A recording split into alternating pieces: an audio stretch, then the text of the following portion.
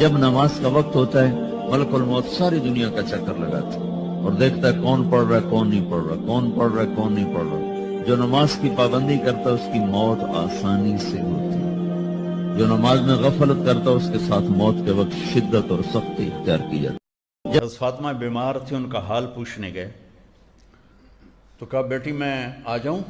اجازت لی، بیٹی کے گھر پہ جاتے اجازت میں آ جاؤں، میرے ساتھ عمران بن حسین بھی ہیں۔ کہا یا رسول اللہ میرے گھر میں کوئی بڑا کپڑا نہیں جس سے میں پردہ کر سکوں، تو آپ نے اپنی چادر پکڑائی کہ یہ لو اس سے پردہ کر لو۔ حسنین کی ماں ہو، علی کی بیگم ہو، نبی کی بیٹی ہو اور گھر میں چادر کوئی نہ ہو پردہ کرنے کے لیے، تو آپ باپ کی چادر سے پردہ کیا۔ جب آپ اندر گئے تو آپ نے پوچھا فاطمہ کیا حال ہے؟ طبیعت بھر آئی تو رونے لگیں کہ یا رسول اللہ بھوک ہے، روٹی کوئی نہیں، بیماری یا دوا کوئی نہیں۔ تو آپ